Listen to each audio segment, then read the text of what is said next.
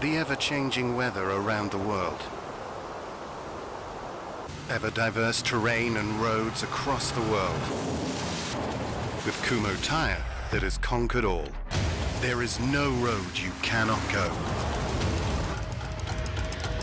Go with Kumho. Kumho Tyre.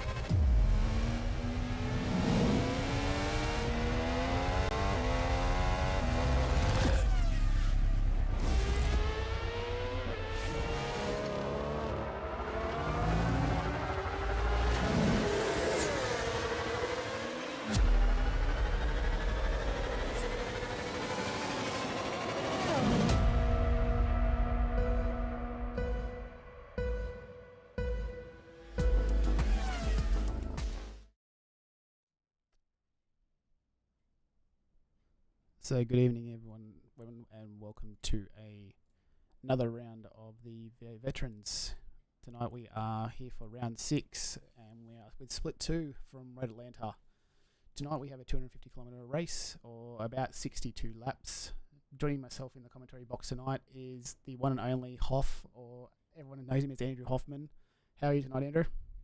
How you going, mate? Not feeling too well, but yeah, it's good to be here. Look, definitely don't sound the best, but I can't tell whether that's your voice or normal. Oh, it's practically normal as I can be. Okay, so it sounds like a sound issue. I'll try and change over to microphone. Give me 1 second, Stephen.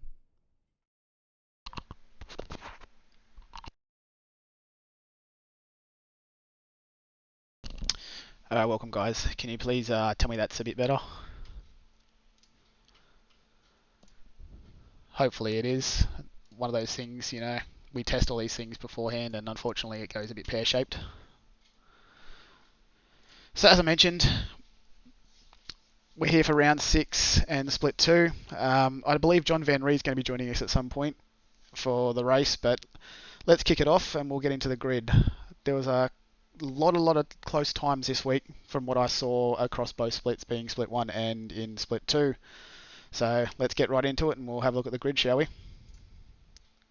Yeah. Alright, so as we bring up the grid, there's, as mentioned, definitely a lot of close times here, guys. So on pole position, we have Paul Warwick from Fishy Motorsports with a 119.074. Alongside him is the man, the myth, the legend, the person joining me tonight, not feeling well, Andrew Hoffman. In P3, we have Chris Miller. Alongside that is Todd Duggan in P4 from Nova Motorsports.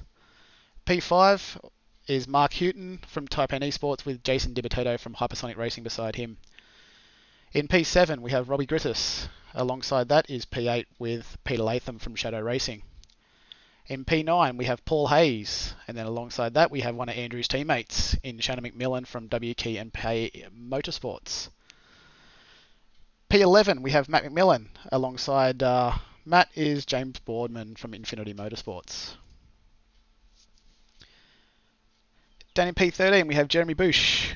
And then alongside that, we have Scott Weston.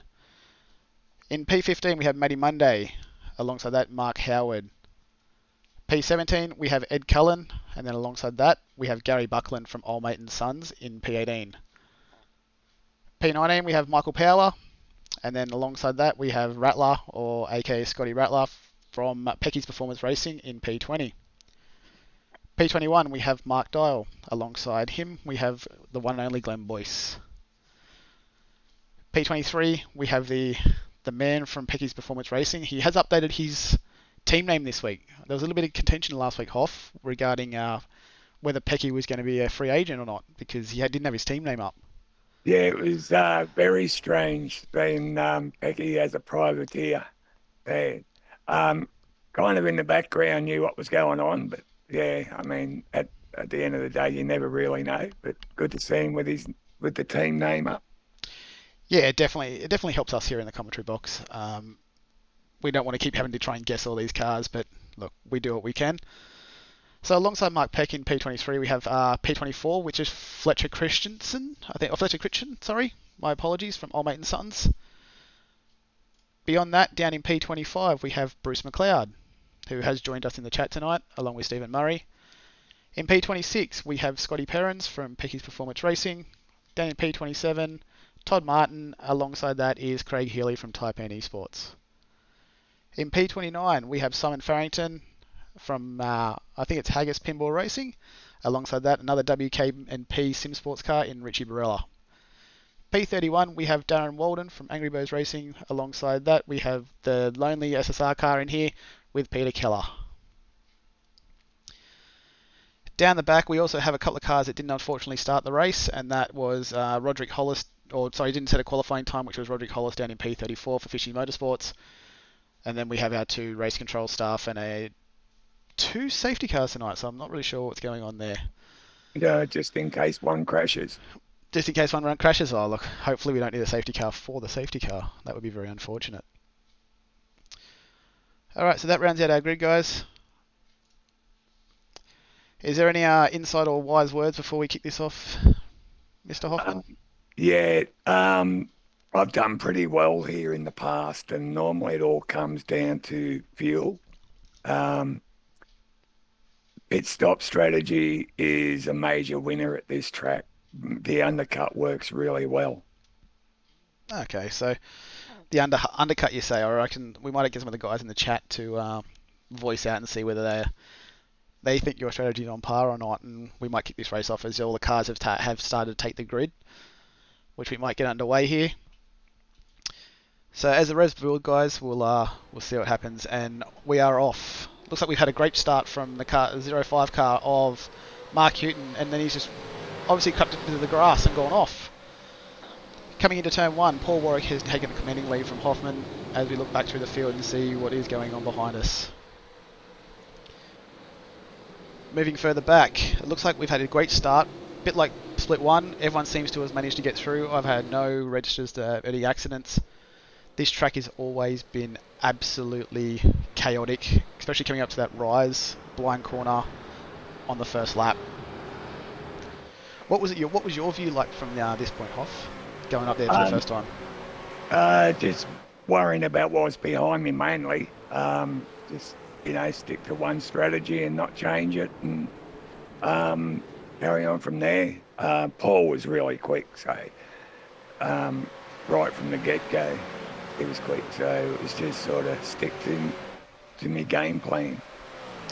Yeah, and as we were saying, so Nathan and myself were talking a bit in Split 1 regarding the run down the back straight here with the draft is absolutely incredible. There's a lot of time to be made up as you come down into the bit hard braking area. As you jump on board with the series founder, Mark Dial, as he tries to navigate through the last chicane for the first time. And it looks like we've had a fantastic start. There seems to be quite a few front runners getting those gaps, making sure they're hitting their markers, and no major incidents. Which is Split 2's kind of become the gentleman's club in a way. So, Split 3 is no longer the gentleman's club.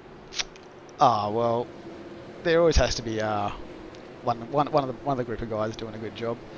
As you jump on board with Glenn Boyce. Glenn Boyce started in P22, and he's trying to chase currently Mark Peck. Want to throw out to Glenn, who's currently in the chat tonight. Hey, Glenn. There's a bit of battle going forward there with one of the WK&P cars, and I believe that is Mark Houghton. As we come down into the back part of this section, he's decided to tuck in behind, and hopefully he might use some of that draft as he get down the back straight. How did you find the draft down the back straight? Massive? Yeah, it wasn't until about 3/4 down the straight you actually got a toe. It was mainly getting the exit speed right so you could have a few Ks sort of extra coming out. But yeah, 3/4 way down the straight was when you felt it. Just as we've seen Mark Dial use that draft to the advantage to get around, I believe it is Michael Power, one of the WK&P cars, as we come down that back straight. He's made a great effort there under brakes and managed to get the car pulled up. I know a lot of cars in Split 1 were having an issue where they were locking a lot of fronts coming down in there, whether they're braking late or not. But it's good to see everyone in here is getting away nice and cleanly. As you jump back up the field, Paul Warwick now. Paul Warwick from Fishy Motorsports has got a commanding lead here. He's just set the fastest lap on lap 2 and has now got a gap of approximately 1.5 seconds. With that stunning looking car, the black matte with that shiny fish. Oh, absolutely. But I spent hours polishing before the race, so I had that bit of slip through the air. Ah, right. So that's the secret to your car, is it? The metallic finish, get it nice and polished so it looks clean. Absolutely. That's what we like to see. As we come down, Todd Duggan from Nova Motorsports. He's putting a little bit of pressure on you there, Hoff. Oh yeah, Hoping all the way. Yeah. Hoping he doesn't make you slip up. As we look like we've had our first incident of the evening, which has been Paul Hayes. So I'm not sure what's happened to Paul here. Unfortunately, it seems as though he's come to the last section, the last chicane, and may have got a bit of a tap.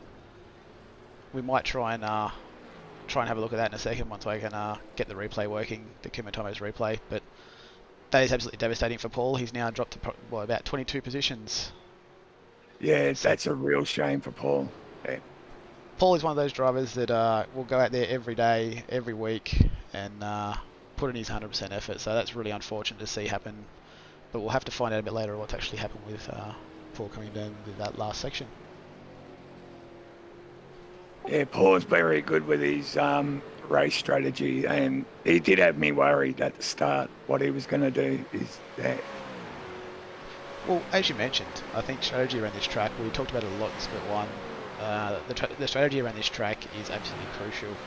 When do you dive for fuel? When do you dive for your tyres? Are they going to be safety cars? It's one of those sort of age-old questions. Do you try and play a strategy for safety cars, or do you just play your own strategy and then if one comes out, we take it from there? Yeah, depending on when the safety car comes out, in relation to your strategy, you might come in a lap earlier, or you might come in, a lap earlier, or on your, you just keep to your strategy. So that all comes into play, timing, fuel, fueling up, and that that can save you milliseconds, whereas on a track like this it's everything, with everyone being so close. Yeah, 100% right. This track is very, very good for drafts, as it looks like we've had another minor incident here with Mark Dial coming across the top of the section where it turns 2 and 3. Hopefully Mark can rejoin the track nice and safely there, which it appears as though he's done. There's been an incident with I think Michael Power and one of the Pecky's performance cars. Oh no. So I'm not really sure what's happened there. Hopefully we can get Mark to jump in if he's around and give us a little bit of insight, but it looks like there's multiple cars here that have a few engine issues, and that appears to be number 67 as well, which is one of the Type N Esports cars of Craig Healy. So I'm not really sure what's happened here, but this doesn't look good for a lot of cars. No, he's definitely got a barbecue happening. Yeah, so there's a couple of cars involved in this, and there's seems to be the other one of the Scotty Rattler's car, the 410 Peaky Performance car, has got another engine issue as well. So hopefully these cars manage to make it back, and it looks like Craig Healy's cars may have given up the ghost here. So this might be a safety car, which we'll have to go and have a look and see what's happening with that. But back out in front, we've got Paul Warwick, who's absolutely driven away with a commanding lead of now 2.5 seconds, and it appears as though he has set the fastest lap of a 19.56. Jeez, yeah, that's flying. That is blisteringly quick, as he goes past Craig Healy there on the side of the road with that Ford Mustang with engine issues by the looks of it. So it appears as though we do have a safety car, guys. Michael Whiting in our safety car is coming out for this evening. The first one of the race. So hopefully we'll get around to when Paul picks him up, which should be very shortly, and we'll go from there. So, run me through some things, Hoff. At this point, did you decide to go for tyres, or did you think let's hold it out a bit longer? Yeah, it's too early to pit. Too early in the race to pit. Um, unless you're going to do a 3-stop strategy. But even then, pitting now is just too early in the race. And with Todd being so close behind, and pushing the way he was, it was a gamble I wasn't, willing to take. So thought we'd just stay out there because it looks like a lot of the field. So just looking through my numbers now, from about P15 onwards, we've actually got nearly all, if not half, the field coming into pit lane. So this could be an interesting strategy play. Yeah, that would be a 3-stop strategy. That's worked for me in the past. But then again, it comes down to your own pace, in regards to the rest of the field. So yeah, that'll be a 3-stop strategy, and whether there's future safety cars in the race will determine on the rest of their strategy. Yeah, definitely. So it appears that way. But there's an awful lot of cars have taken the pit lane. So there's approximately half the field. So P19 down have all come out and done one of their first stops. As we go back up towards where the safety car is, and want to add the Quantum Tint Solution safety car, looking absolutely fantastic there. I'm not sure who was driving this safety car because it's saying my system's saying Michael Whiting, but I think it was I believe it was Martin Lofthouse should be in there, but Okay. I'm not entirely sure what's going on with my timing there. So a couple of guys have asked Hoff, what were the crucial laps for stopping to refuel? Crucial laps were, for me, 17 I had planned and 37 to get home. Okay, so 17 and 37, and then Bruce has also jumped on board and said that he calculated P8 as the critical first lap, as the first stop. Yeah, So, for a 3-stop strategy, lap 8.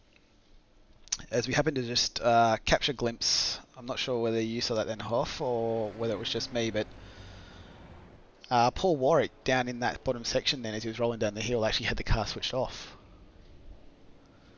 Oh, did he? Yeah, I was clutching it, as much as I could.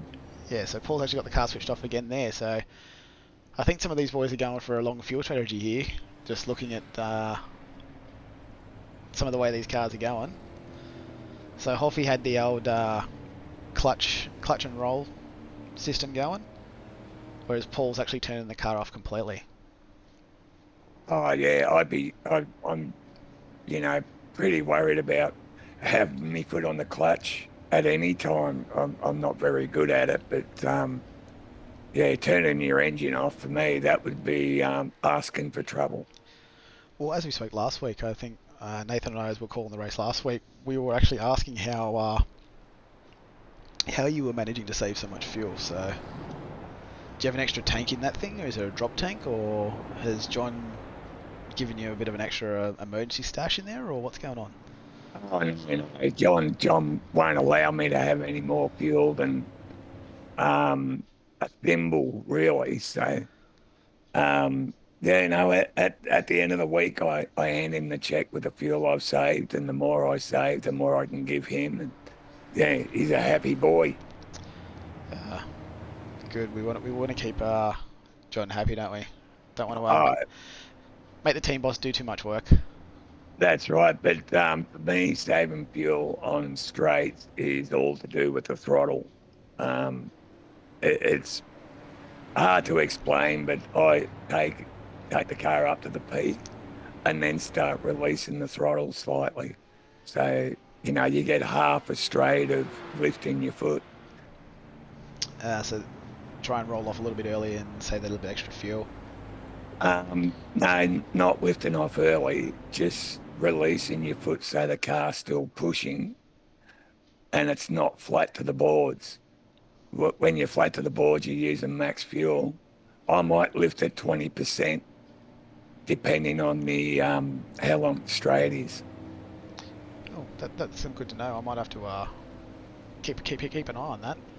Just while we're under safety cars still, we've had a couple of big movers throughout the field. So Gary Buckland up in P10 at the moment, he's come up 8 positions. Simon Farrington's come up 14, and Darren Walden's come up 15, as the safety car has now pulled away from the field. I don't think they pitted, did they? No, they did not.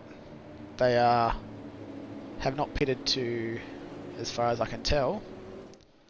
So Simon Farrington, those boys have not pitted at this stage. Yeah, so they're working on the two-stop strategy. Yep.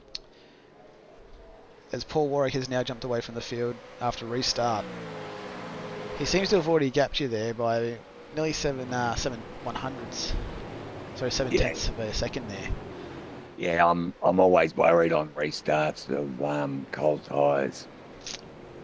It's a very good plan. Yeah. So hopefully you manage to get back through here nice and cleanly. If I go out to a bit of a blimp cam, we might be able to get back through the field and see if everyone makes it through nice and cleanly.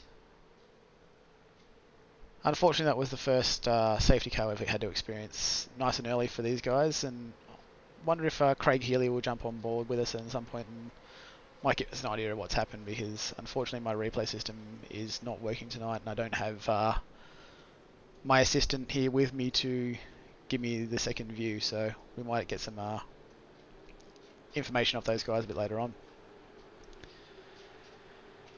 As we come down the back straight now for lap 9 of this 62 lap race. Now, as mentioned before, the first pit stops could have been done from P8 onwards, which we have approximately half the field that has done their pit stops. For anywhere from P1 down to P16 has not done one of their first stops yet. So I think there's going to be a few strategies here at play. How long they're going to stay out and track for. Do you run the tank dry? Do you want to give up track position, or do you want to stay out in front and just keep burning away? Yeah, after that safety car, I did have my eye on one driver that was, I think he was sitting in 14th at the time now, and that was actually Glenn. I had my eye on him. Yeah, he was a big concern. So what was Glenn the big concern there?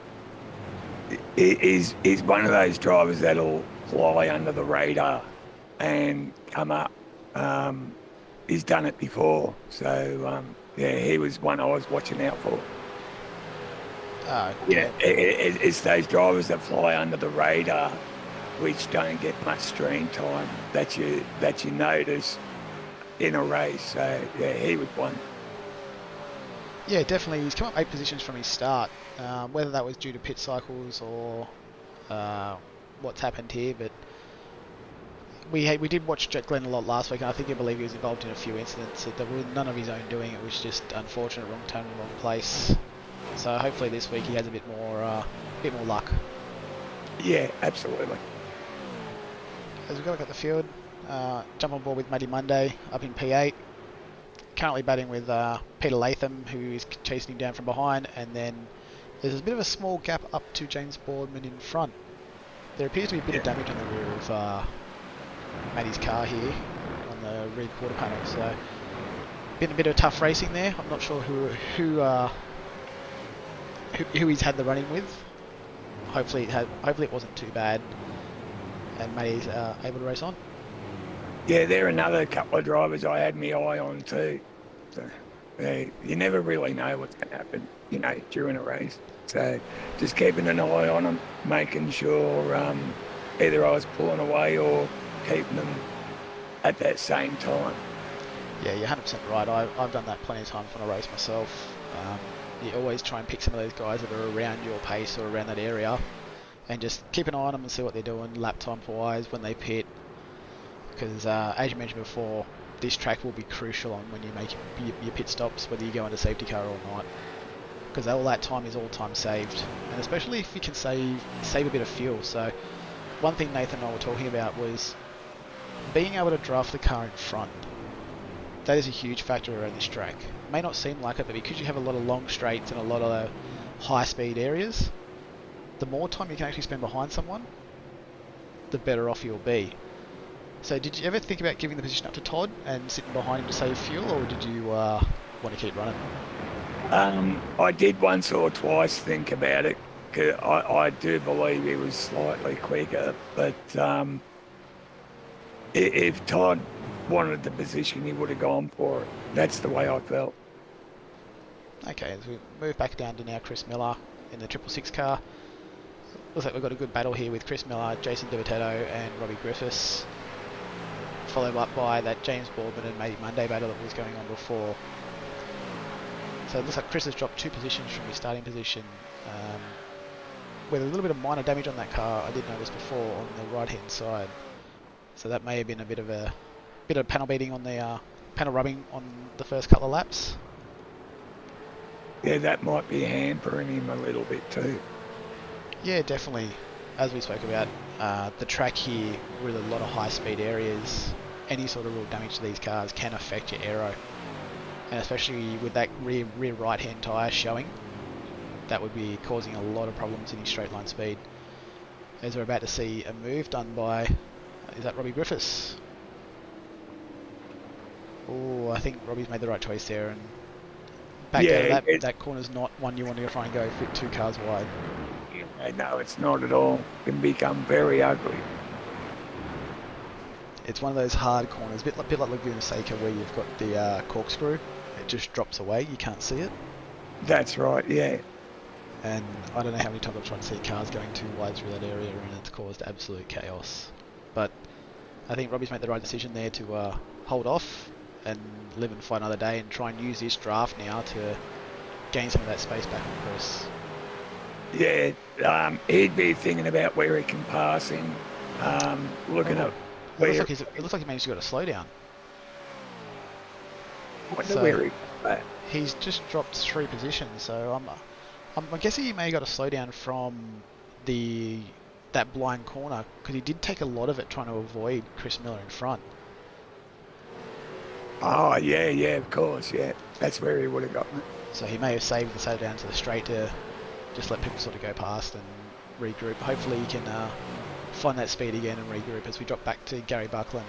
As mentioned before, Gary's up 8 positions from where he started. Yeah, that's good for Gary. That's really good. Yeah, Gary's one of those drivers that I've seen a massive improvement from in consistency-wise, just week in, week out, getting better and better and better.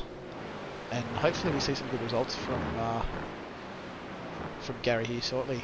As Robert Griffiths has just jumped on and said he had a penalty to let Peter back in front. There you go. You're right. Yeah, so we wondered what happened there, Robbie. I was just watching you battling pretty hard through turn 1 and 2, up over to the turn 3 complex there, and then you gave all the positions up on the straight. So that must be what it was. Unfortunate to see there, but I hope you managed to get those positions back.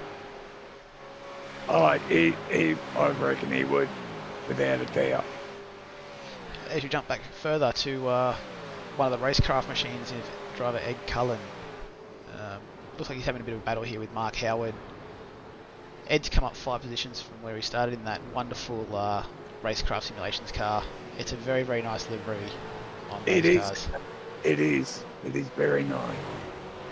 With himself and Peter Latham in split 2, and then Peter Latham's son, John Latham, up in split 1. Another very good family of racers. And very, very nice blokes too. Yeah, 100%. I know we talk about it a lot, but Peter Latham and John Latham are mostly in the Vets Discord every week, helping people out, offering their time and services to make this series one of the best ones we can. And that's why it is the best series there is. Yeah, definitely. The guys in this series are absolutely amazing. They love to help each other out any time they can, and I don't think I've seen any series that compares to it. No. Okay, so Robbie just mentioned that on the restart, the safety car restart, he made contact with Pete, just minor, and set him wide, so that's why he had to redress in position. So that would explain why we've had the slowdown on the straight. As we move back down through the field, and as Mark Houghton just tries to get up the inside of Simon Farrington and makes the move stick. As we were talking about earlier, that must have been the draft coming down the back straight. Would have helped a lot with that. The draft and braking as late as you can and as hard as you can to pull it up. It also looks like, looking at my system here, Mark's taken a pit stop on lap 6 when everybody else did. So Mark and Shannon McMillan, the car in front of him, are the first cars of that lead, that bunch, to actually go and do pit stops. Right, okay, yeah.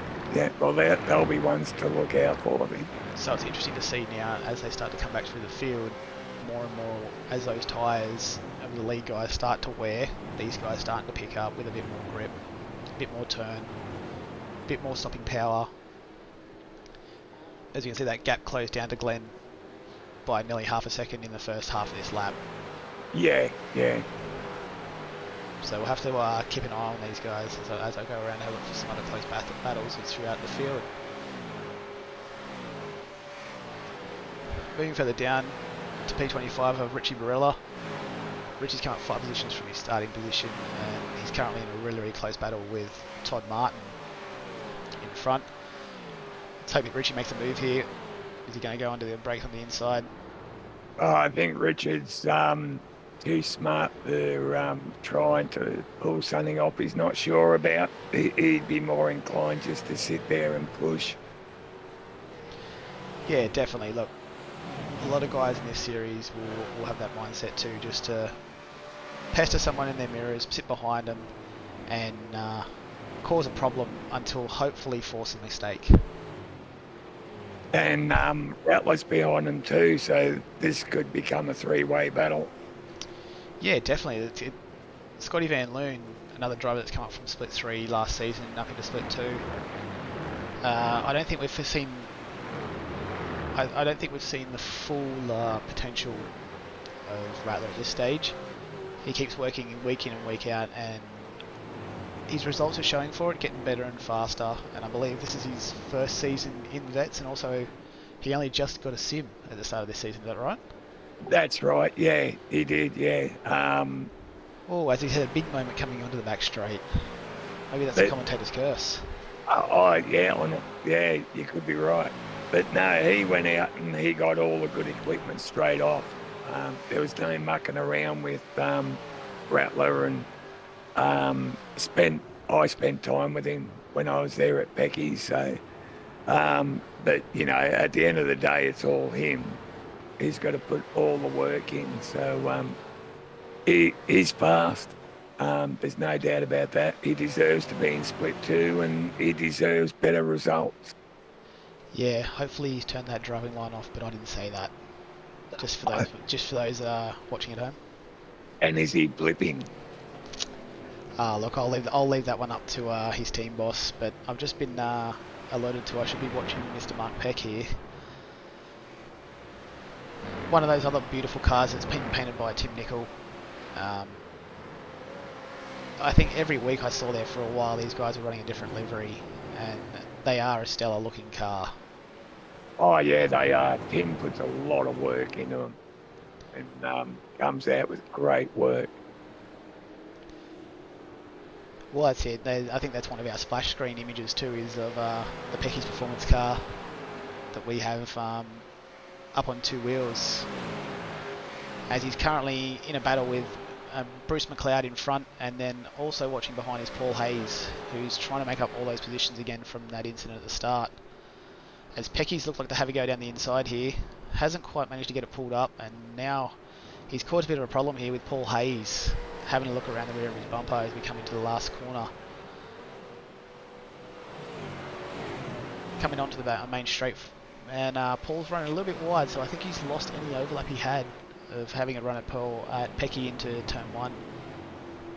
Yeah, Paul needs to settle down and just sort of get back in the groove as quick as he can, so he can, if he can, get the move done. Yeah, look, there's still plenty of time in this race. We're only lap 19 of 62 at this stage. There's still plenty of battles going on through the field. This one appears to be the closest at this stage of this 4-car train, and while all these guys seem to be battling up here, that's allowed an opportunity for Fletcher Christian to come in, who's now up into P20 from his original starting position of P24.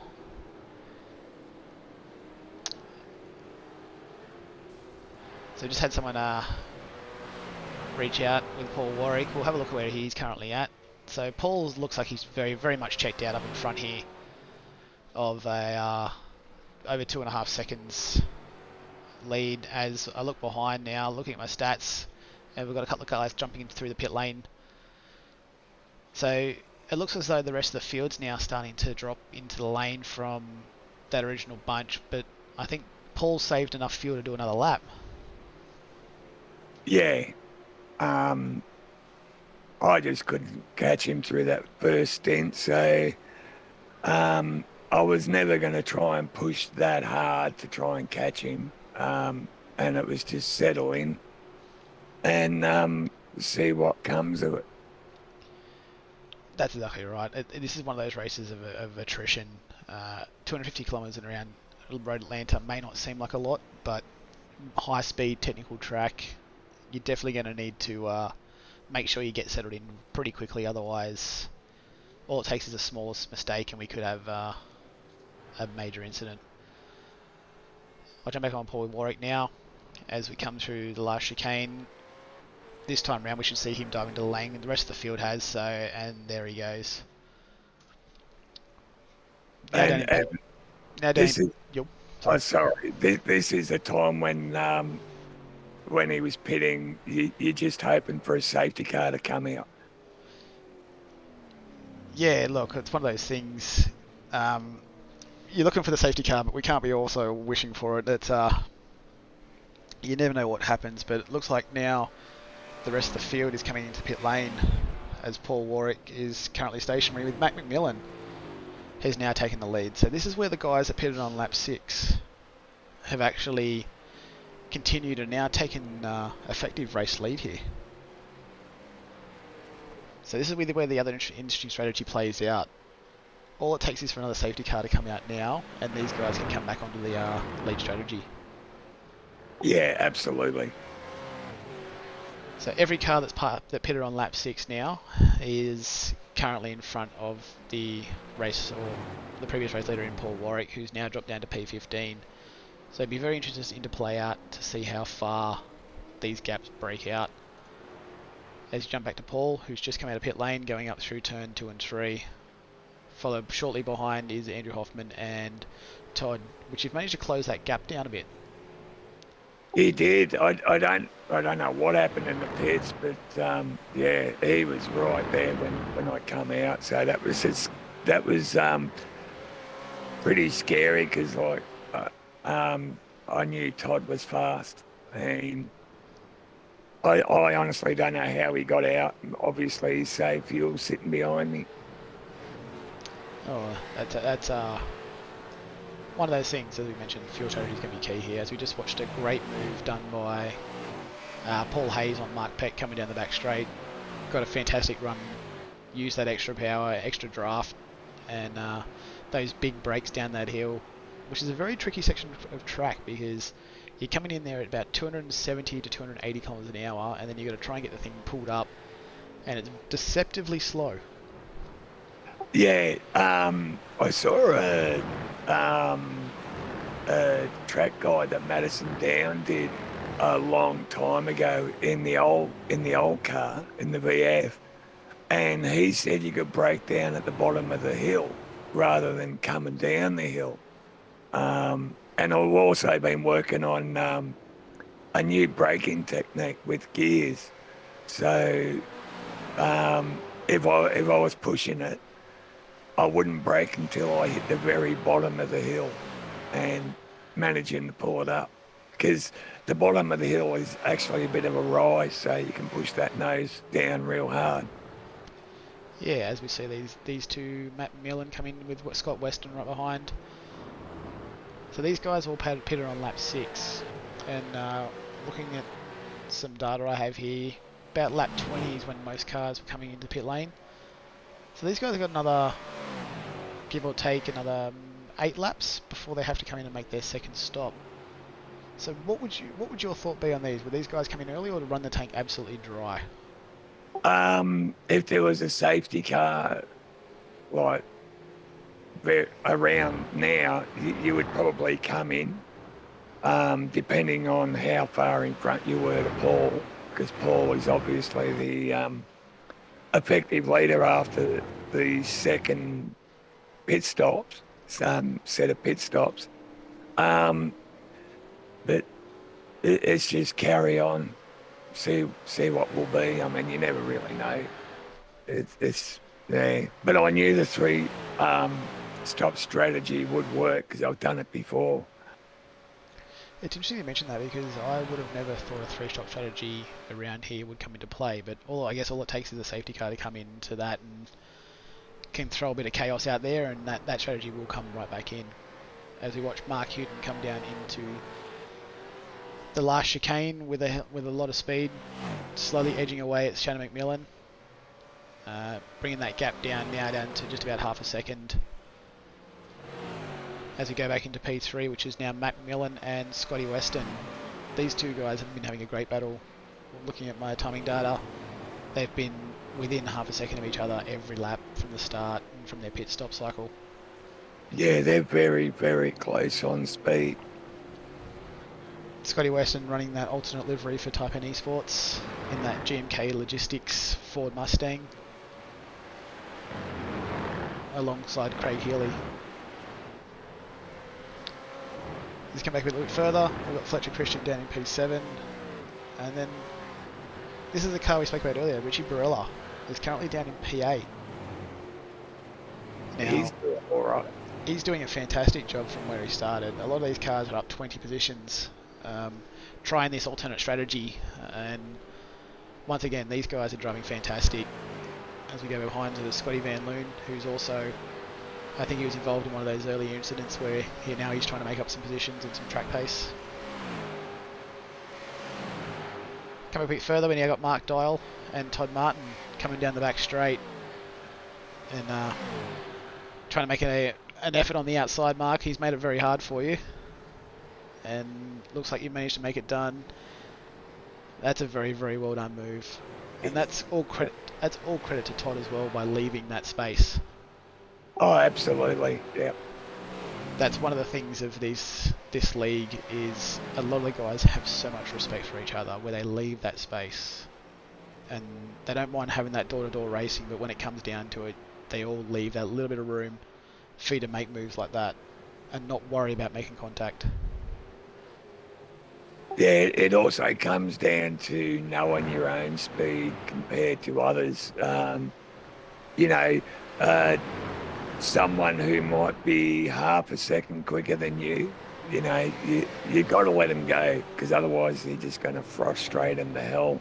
But if someone close to your own time, well, then it's on.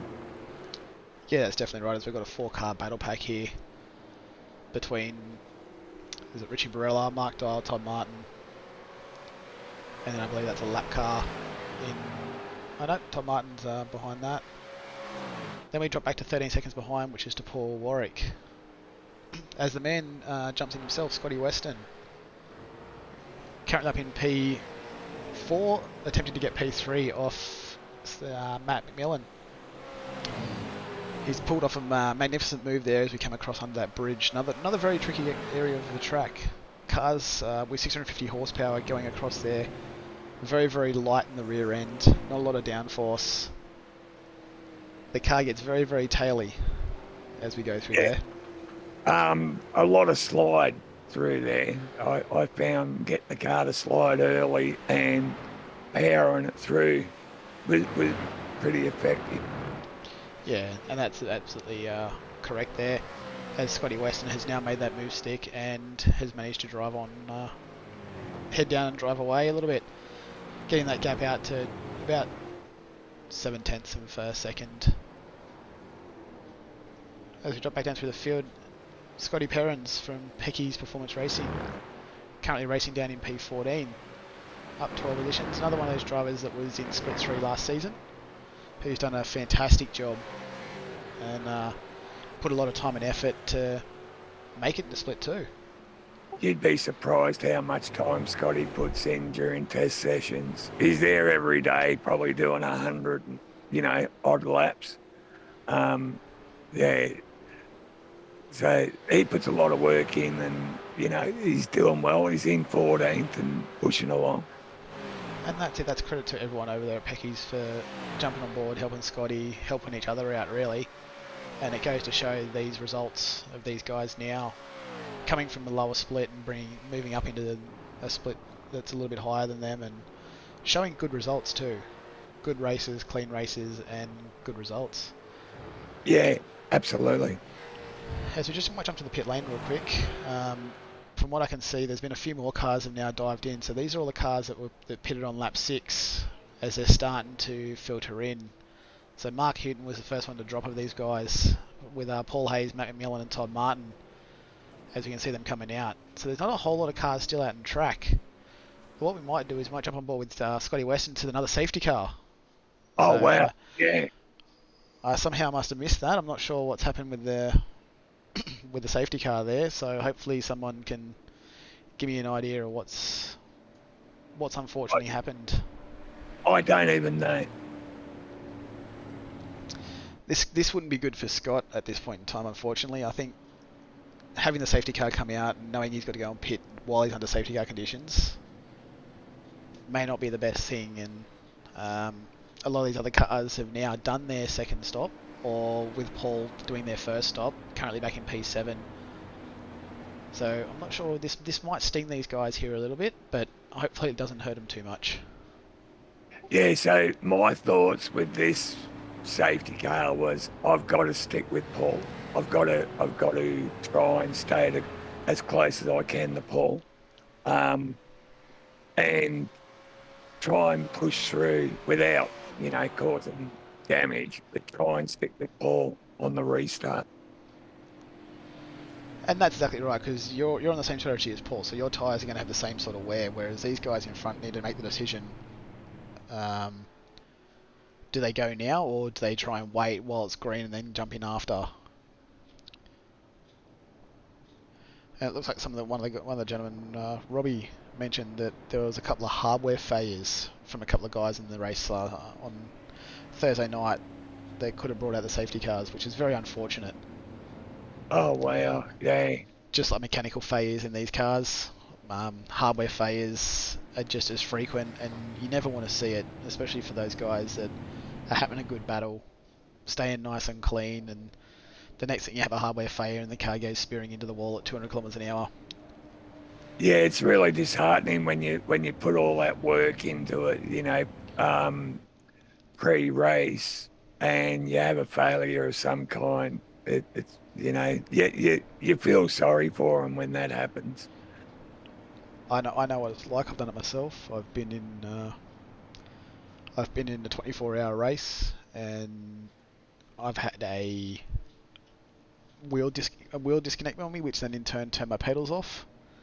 And at Spa in a GT3, I went straight into the wall at about 260 kilometers an hour. Oh, that's gotta suck.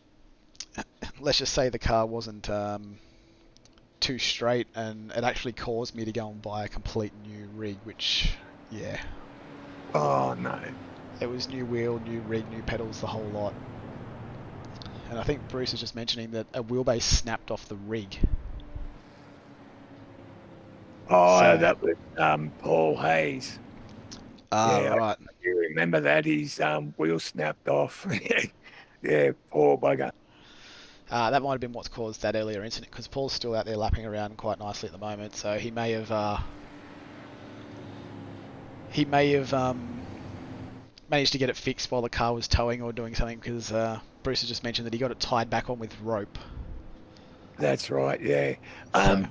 Just on this safety car, Becky and Christian are in a really good spot at the moment where they are for this restart, being up the front there. Yeah, that's exactly right. I'd love to be thinking what's going on in Scotty Weston's head at the moment about this restart. How's he going to control it as the safety car has now pulled away from the field? So Scott now has effective control of the race, and it's one of those moments where If it was me, I'd be jumping at the bottom of the hill. I'd go left, and then as I was turning right, I'd be on it. I'd be on it early to try and get that gap while they're asleep. well, it looks like Scotty's still holding here. We might just go out to another camera and see if we can see what's going on with Scotty at this point. So he now jumped away from the field. We'll jump back on board with Mark Peck and Fletcher as they both followed. It looks like there's a couple of cars slipping back here. So Richie Barella, I think, may have missed the start with Mark Dial and Paul Warwick as they're going to turn one, and Paul's had a bit of a lunge under Mark there and seemed to make the move stick after rubbing some doors.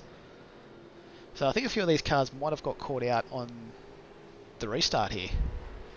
Yeah, not ready for it. As you can see, Scotty Weston has seemed to have pulled away from Mark Peck up in front here. He's managed to get almost a second gap straight away. But as you mentioned earlier, Paul Warwick is the first driver on fresher tyres, and he's managed to drive his way back through the field. The cars currently in front, which is Scott Weston, Mark Peck, Fletcher Christian, Scotty Van Loon and Richie Barella, still need to make their pit stop at this point in time, or their second stop. So we'll jump on board with Paul as he has a bit of a look behind Richie Barella here. Richie's done the right thing here by covering up the inside line, but as you mentioned earlier, Richie's a smart driver and decided to back out of that and live another day as we go backwards. And I think yourself and Mark Dial have been having a bit of battle there. Yeah, I had to try and get around him, and he was making it hard, which is kudos to him. So I just sort of waiting for another chance, working out where I could get him. Well, you and Mark have battled there. That's also brought Todd Duggan back into the incident. As I've seen a car completely stationary over there on the side of the track. Is that Shan McMillan? Oh, that's a bit unfortunate. I'm not sure what's happened to Shan there. I think that was another hardware issue. So he's had another hardware failure. Wonder if that's going to bring another safety car out. He seems to be currently sitting there, which it has. The safety car has been deployed again. So surely this time around, Scotty Jai's in the pit lane with that safety car coming out. Looking at my timing, should be coming out on track.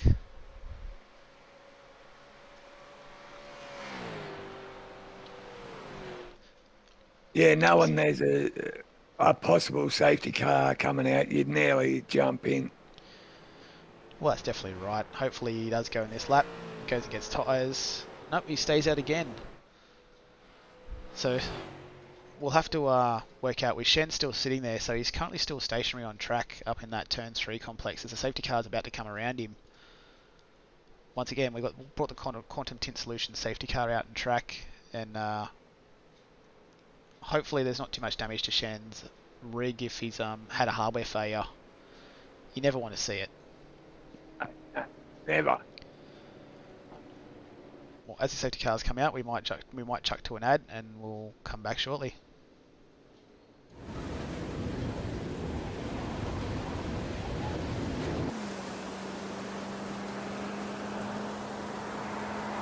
The ever-changing weather around the world. Ever-diverse terrain and roads across the world. With Kumho Tyre that has conquered all. There is no road you cannot go. Go with Kumho. Kumho Tyre.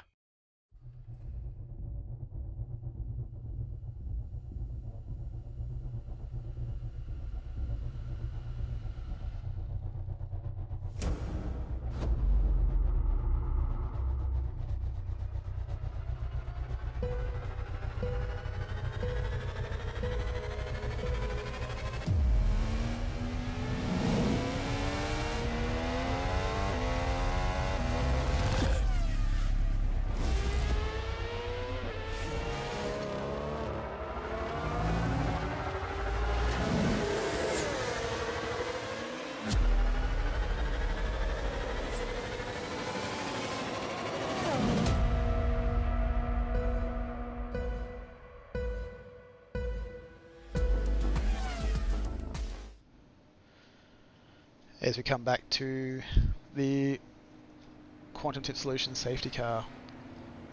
Unfortunately, this car has been out a few times tonight. You never want to see it out on track, but just want to do a big shout out to Quantum Tip for coming on board as one of our sponsors this season and supporting the series, and obviously being our safety car. Absolutely. Couple of the other big shout outs while we are under safety car is to our major sponsor, which is Kumho Tyres, Logitech G, and also Parramatta Isuzu Ute.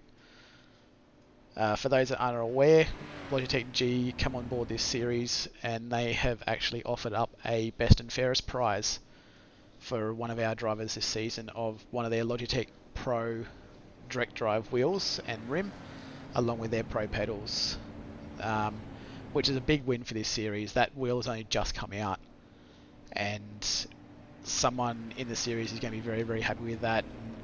When I say best and fairest, it's not just for split 1 or split 2 or split 3, it is the best and fairest over the entire season as deemed by race control. And having Logitech with that, it just goes to show the calibre of the league, how good the league is.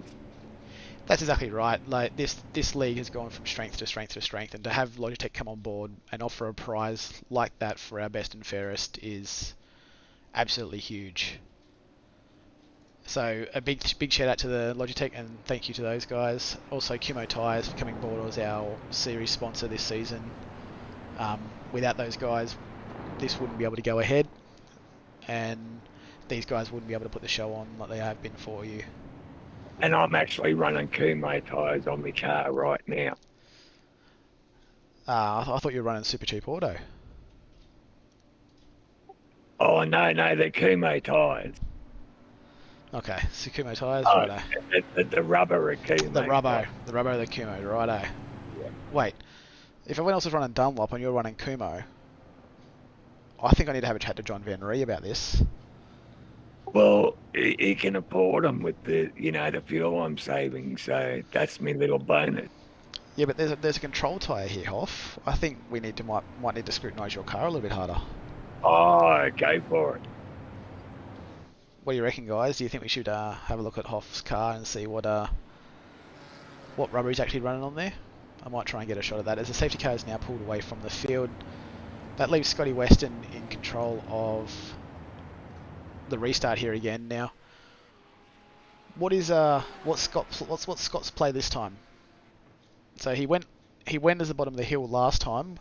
What would you do this time? Would you go with the same strategy or would you mix it up? Oh, you definitely mix it up. Yeah, restarts, you mix them up. You don't have to do the same. All right, let's see what he does as he comes down into the final chicane, and we'll see when he goes this time. We'll jump back on chopper cam here, and we'll see what happens and see when the rest of them start to go. He's going to go at the bottom of the hill. And he's gone again at the same spot. Once again, he's managed to catch a lot of cars off. The gap to Mark Peck's not quite as big this time, but he's still managed to catch a few cars back behind in the field. As you jump back through the field, Scotty Van Loon is now battling quite hard with Fletcher Christian, and then right behind Scotty is Paul Warwick. As I mentioned earlier, Paul Warwick is the first car of that bunch that pitted on lap 20. So we'll be interested to see. He's got much fresher tyres than these guys in front.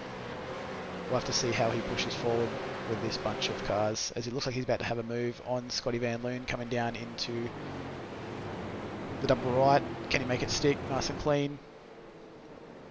As Scotty tries to go around the outside, and now he's trying going back for the switchback. With Paul just managing to get that rubber down. I think that's where those tyres, the newer tyres, come into play, is having that extra rubber can get out of that corner a little bit quicker. Yeah, Rattler's had a really good run out of there.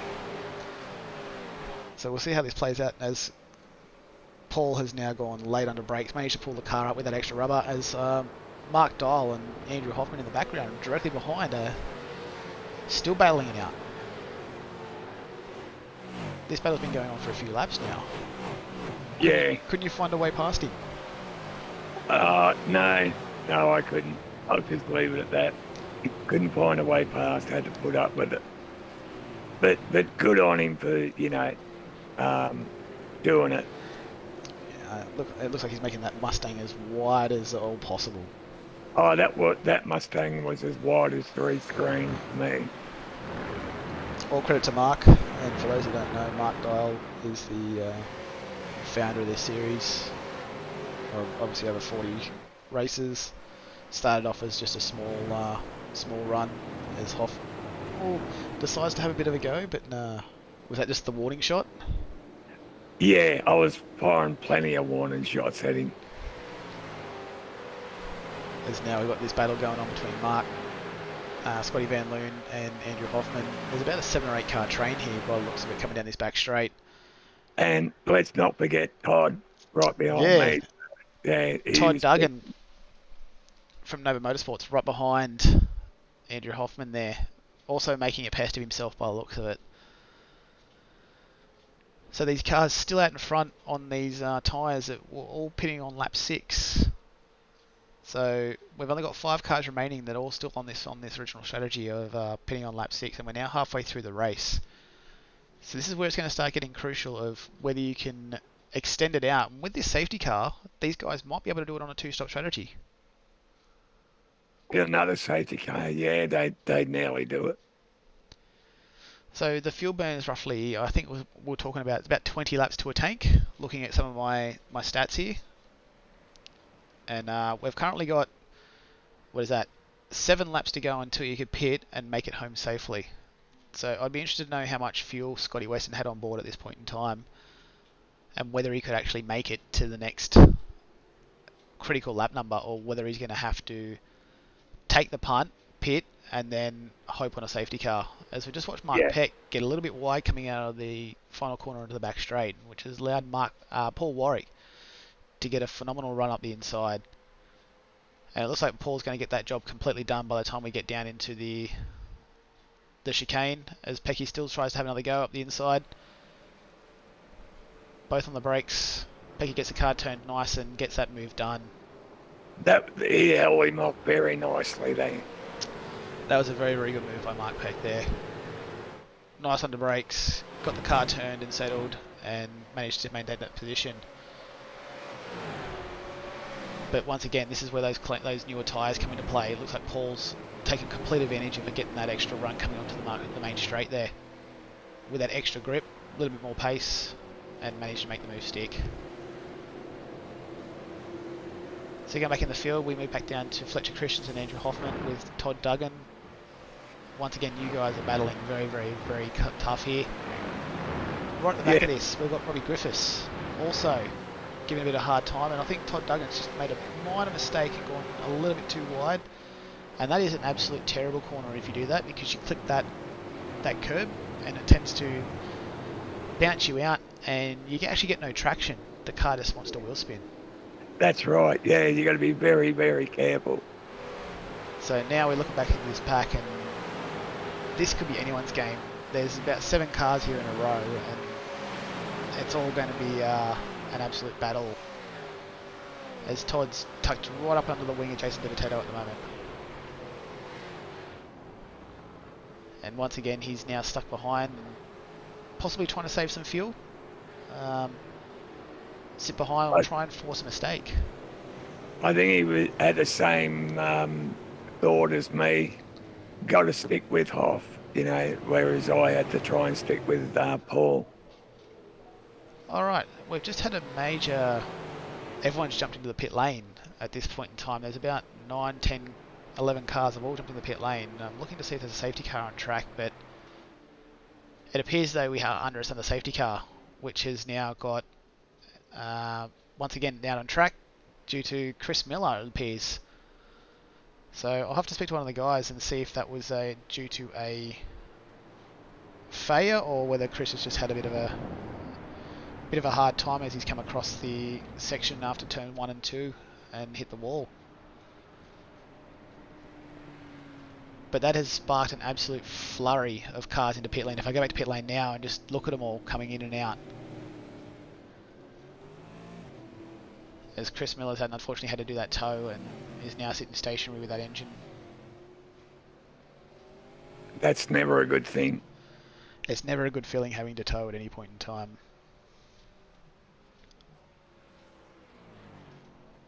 Well, that now changes things a little bit because that's brought the guys like Scotty Weston and those guys back into the play a little bit.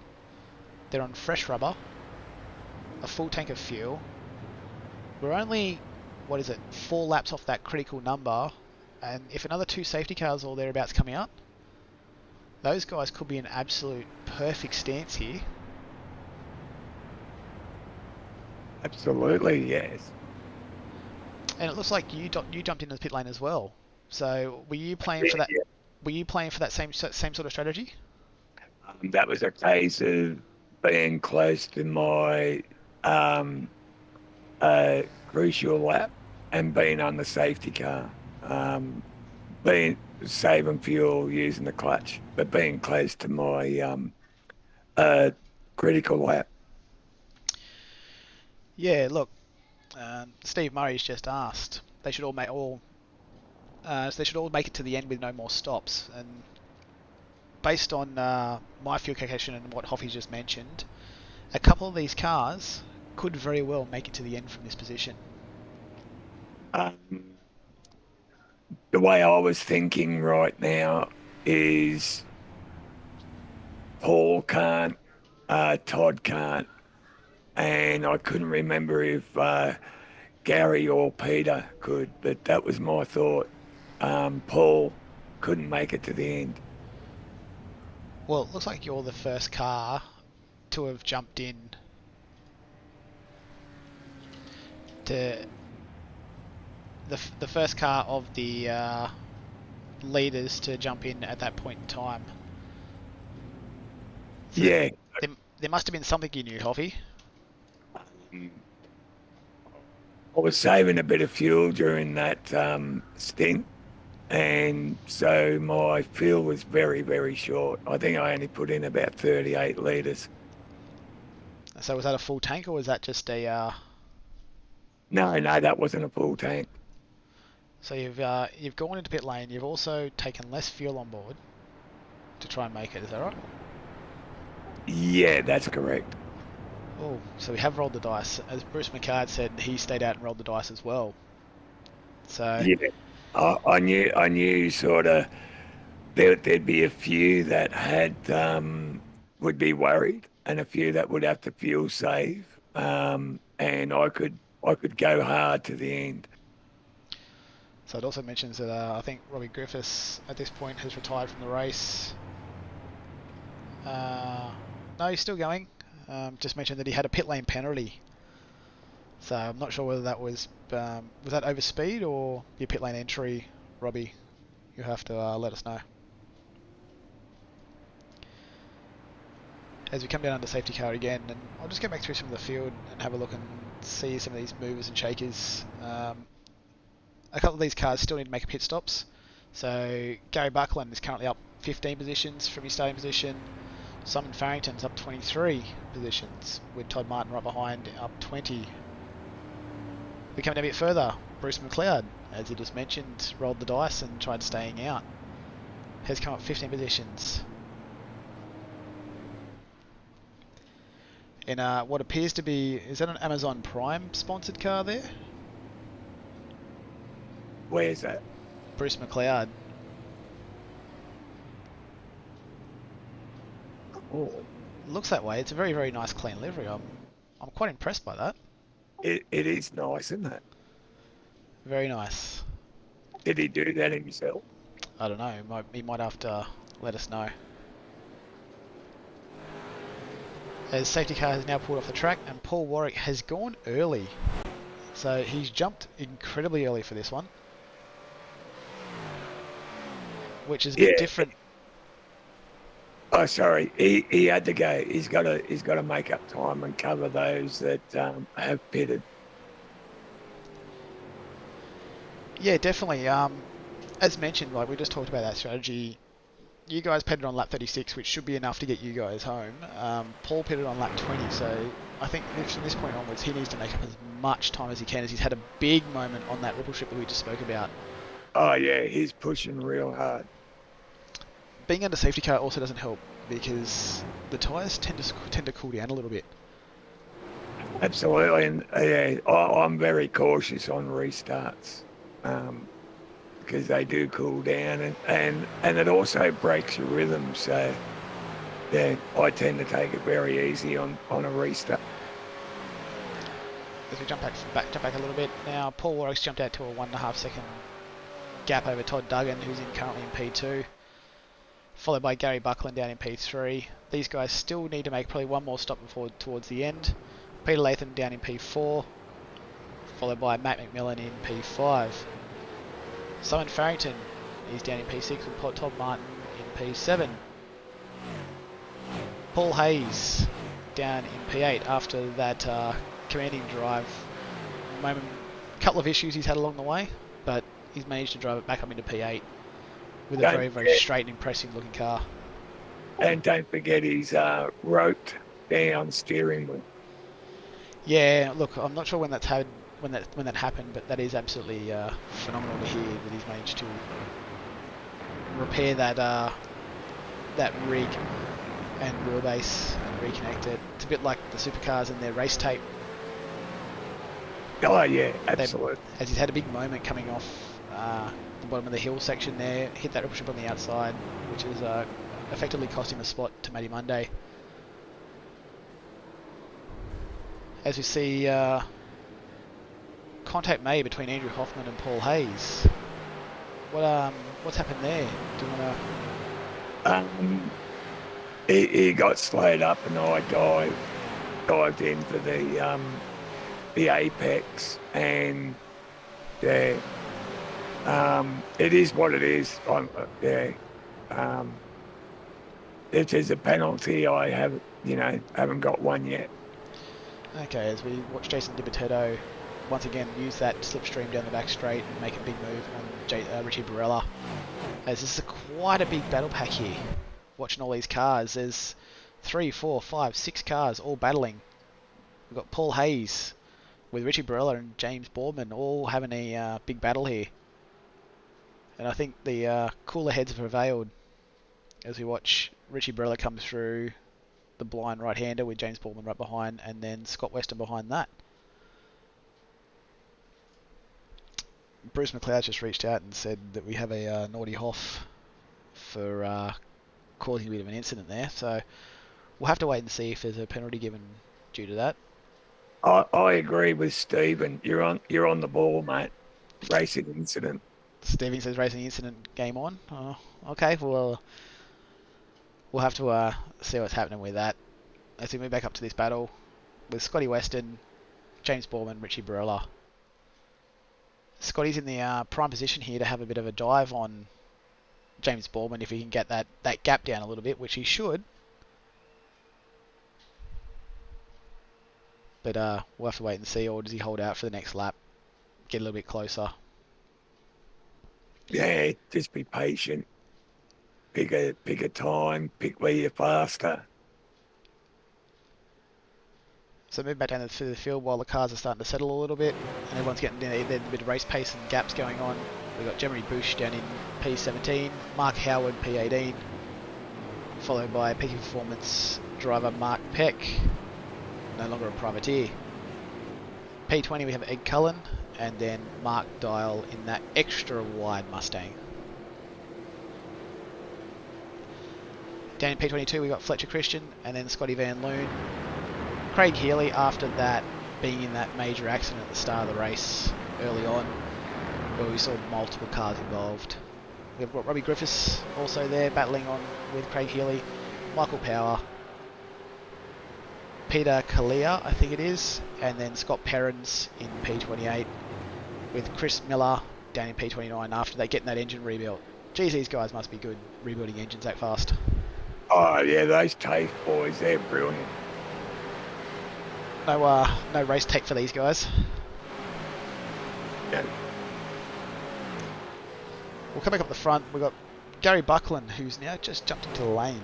Now, this is about the crucial number to do 19 laps on a full tank of fuel with for the run home.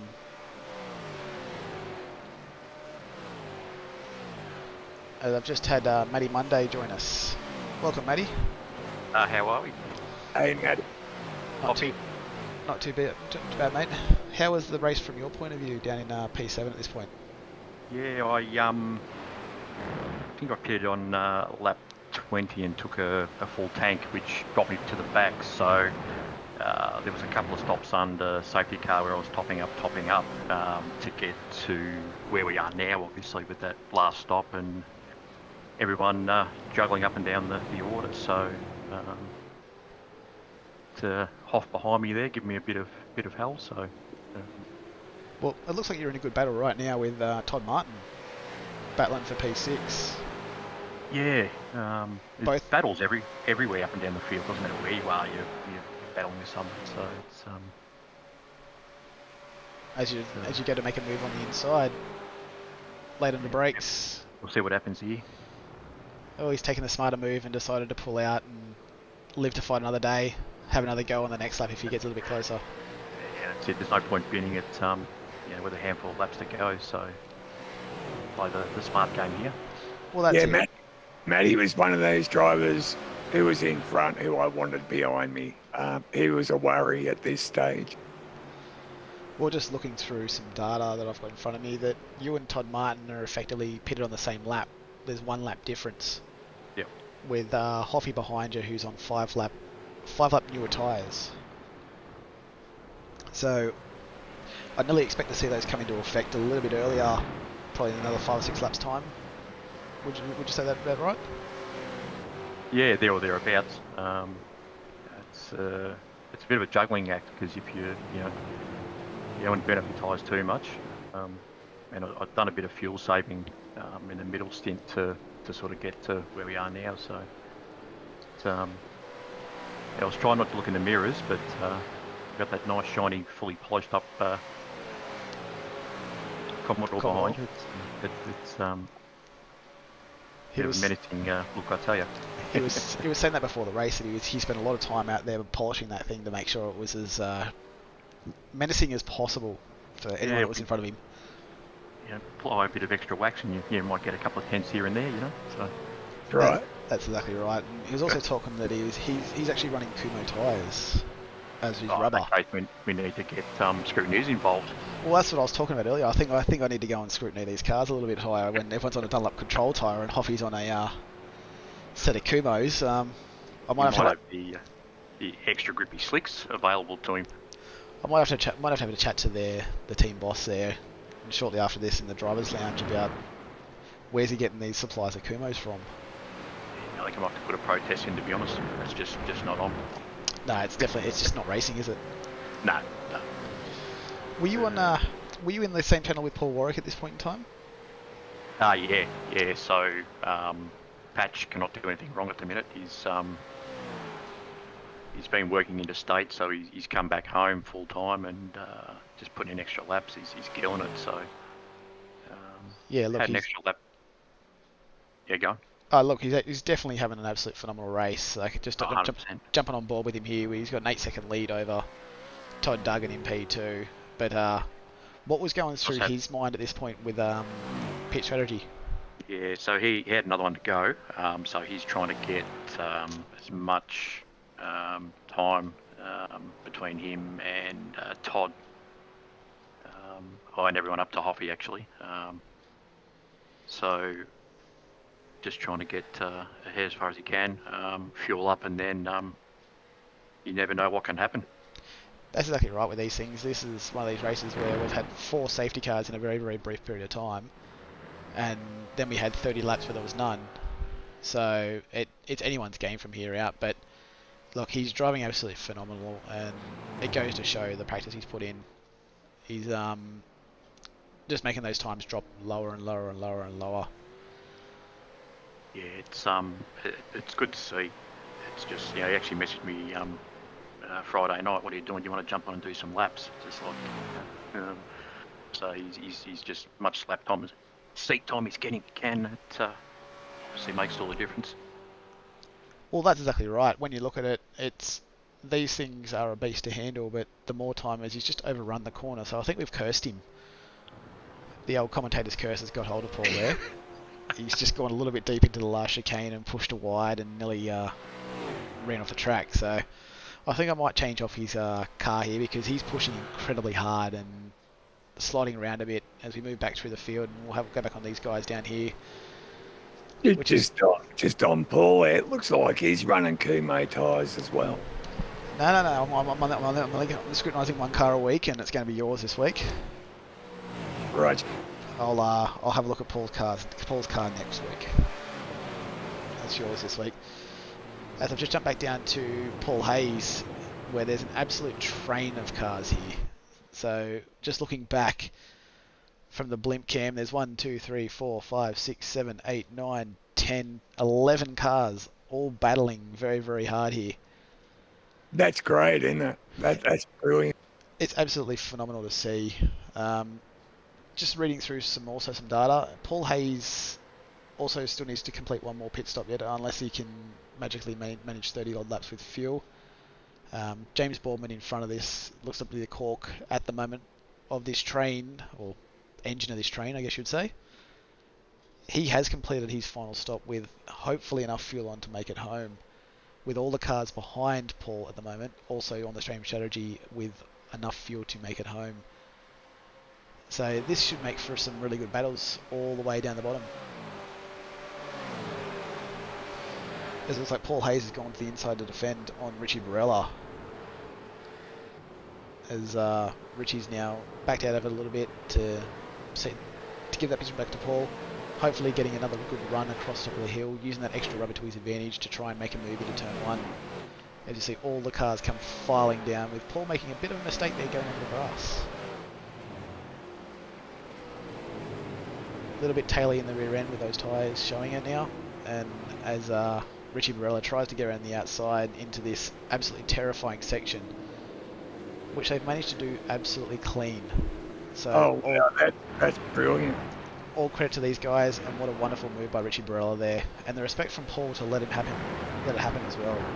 Some good door-to-door racing there, wasn't there? That's exactly right. That's 100% some good door-to-door racing. Now with Paul, I think Paul's tyres may have a bit of an issue here, or he's overheated them, because now it's given a chance for, I believe that's Scotty Weston to get around the outside as well. So I'm not sure what's happened with Paul, but we've had a major lose in the background by Pecky. He's had a big slide coming into that corner coming on the back straight, which has caused a lot of cars to check up, and it's now given Mark Dial a chance to run around the outside as we come down the back straight into the chicane. So it was going to be one of those things of once that first incident happened, the rest were going to open up. As we see Mark Peck try and close the door on Mark Dial coming down into the chicane to try and regather some positions that he has now lost after that minor spin coming into the back straight. How hard was it at this point in time, guys, with these tyre wear? I found the tyres didn't drop off that much, actually. When I first started testing, I thought that they were going to drop off really quick, but they seem to hold on really well throughout the race. Sorry to interrupt there. We just had a major moment there with Paul Hayes. Looked like he's had a big issue there where he's checked up coming into that blind corner at the top of the hill, which has caused the train to now completely check up entirely, with Pecky losing his rear boot and wing on that Ford Mustang. So that's very unfortunate. Maybe that is where Paul Hayes had the issue with his steering wheel that someone was saying. So just have a look at Paul and see what's going on here. Might have been, actually. He seems to be limping around very, very loosely here, so I'm going to say that may have been the issue when he had his wheelbase fall off his rig. So credit to Paul if he makes this back to pit lane. All the credit to him, because we really don't want that safety car right now, because I think that will change a lot of the outcome of this race. Oh yeah, he's struggling. as I move back up with Todd Martin, who's currently in P3. And once again, we talked about these trains earlier. If I just go up to Blimp Cam again, looking at these cars, there's 1, 2, 3. Was it 1, 2, 3, 4, 5, 6 cars all in this battle for P3 to 7. With Bruce McLeod just tagging on the back here. Someone was saying before, Bruce, that you had some mega pace here this week, which is good to see.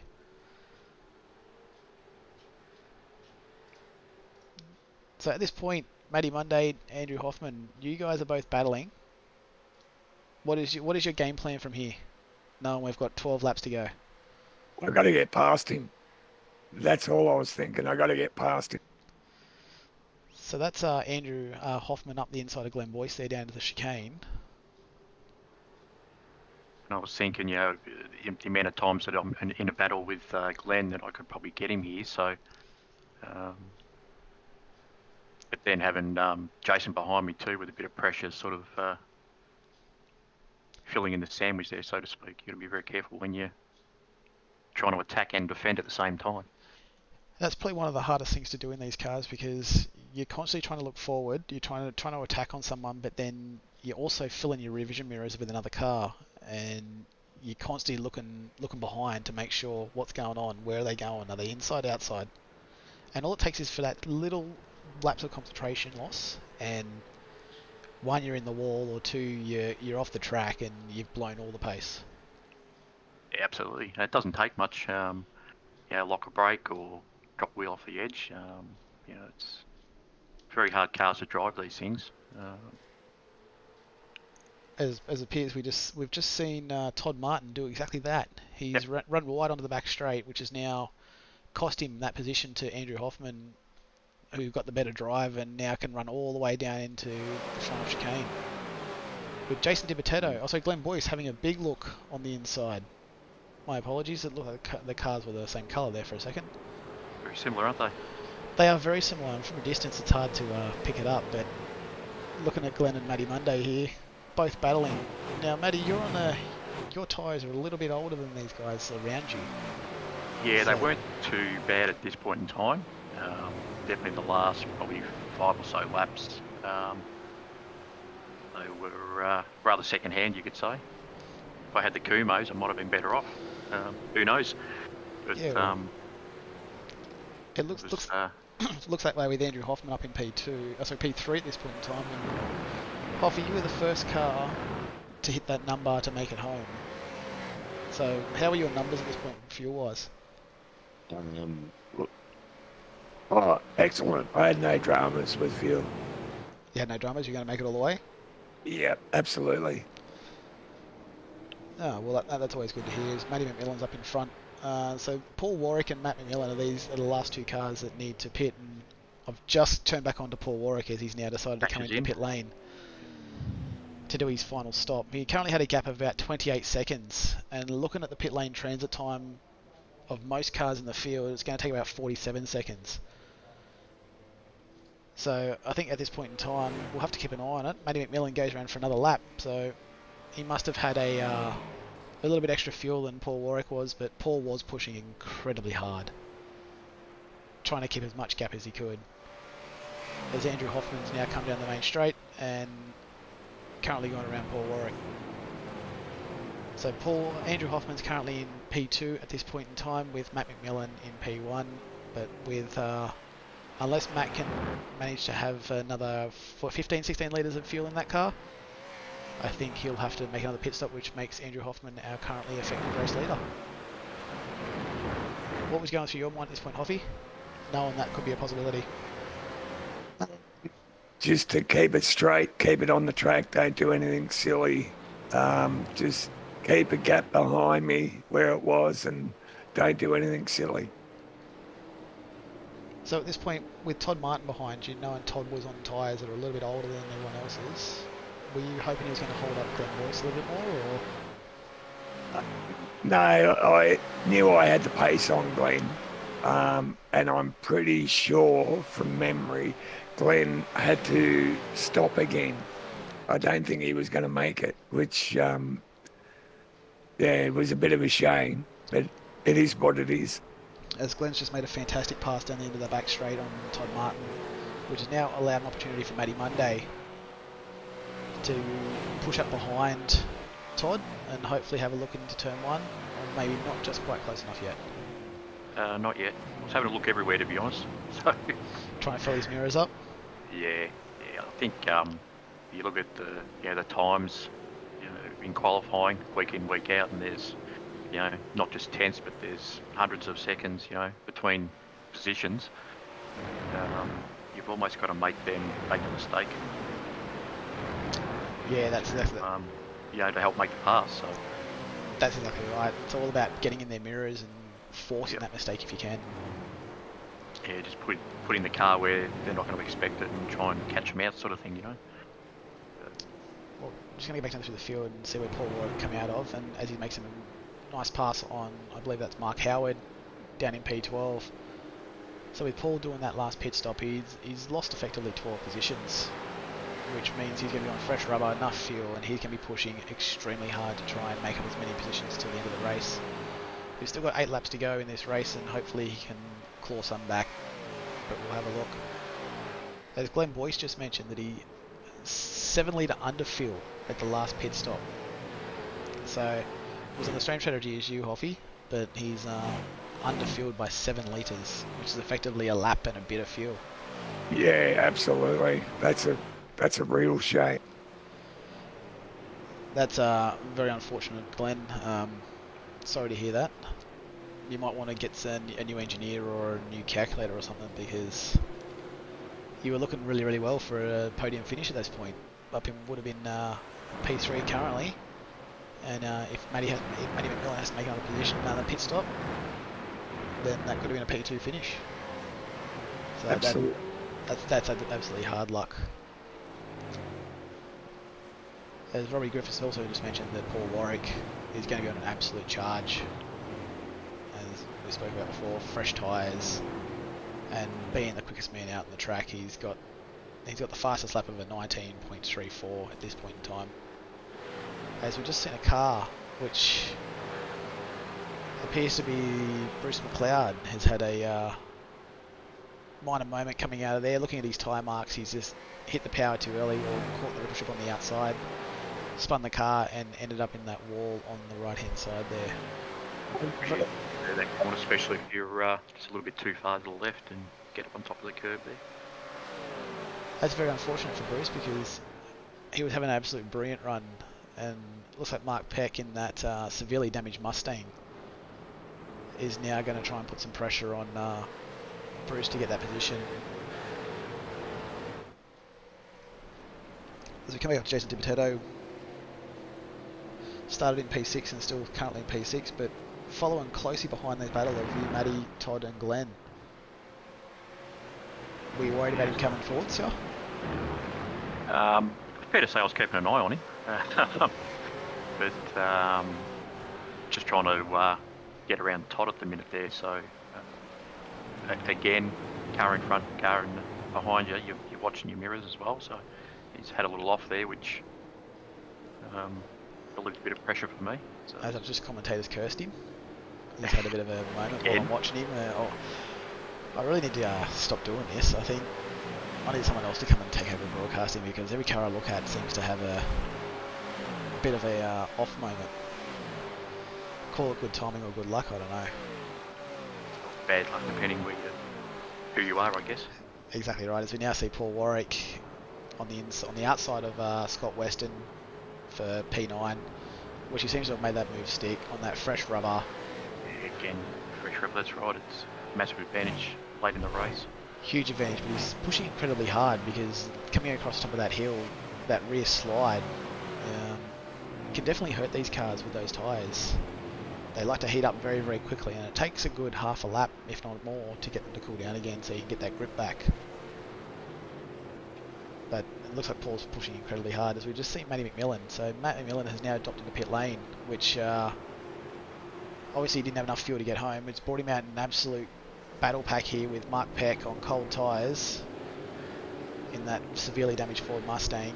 And once again, we've got this train going of 6 or 7 cars coming down the hill. So this could be anyone's battle from here on out.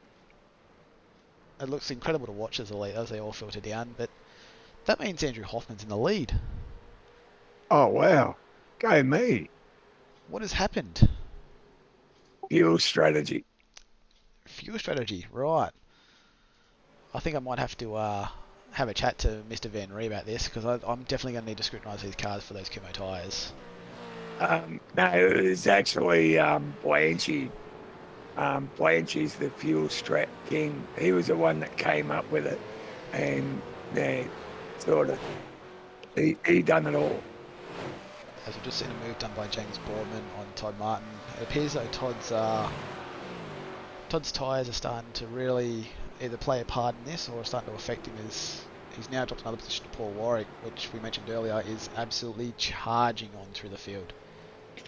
So when we walked at him, he was currently coming out in P12 out of the pit lane, and now he's up into P5 with his eyes set firmly forward on trying to get those positions back, as he's pretty much on the back of James Boardman at the bottom of the hill. That fresh rubber has made an absolute massive distance. Yeah, he was certainly a bit of a man on the mission. The team chat, he was certainly on the charge. I think I would have liked to have been a fly on the wall in that chat, just listening to see what he sounded like, whether he was angry or whether he was just pushing hard. Nah, just pushing hard. I was watching him. You'd rather be the fly on the line, wouldn't you, Cam? Bit of fly fishing going on there. Yeah, I was trying to bait for it, but can't. He did well to avoid it. And How are we, lads? just want to shout out John Van Ree has now joined the chat after his long day with the Invitational Series. So welcome Yes. aboard, John. Yes, it's been a long day in the rig. I can definitely imagine. Mm. So Now, yeah.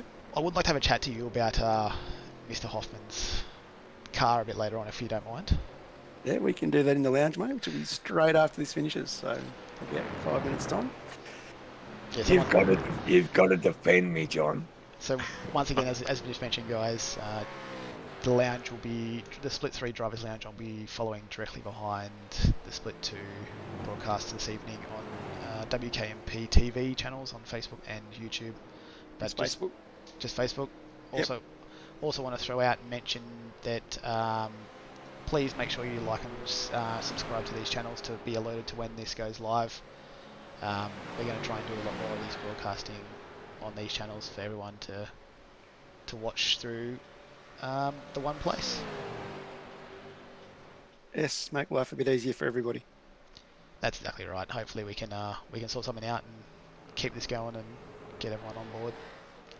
Big shout out to Brownie too. Was running back late, getting back from Morwell, where he's been go-karting all weekend. So he's definitely back next week and back in the saddle. So Yeah, definitely shout out to Nathan Brown. I had a bit of a chat to him about his results in the kart and ended up in a bit of a fender bender, from what I hear.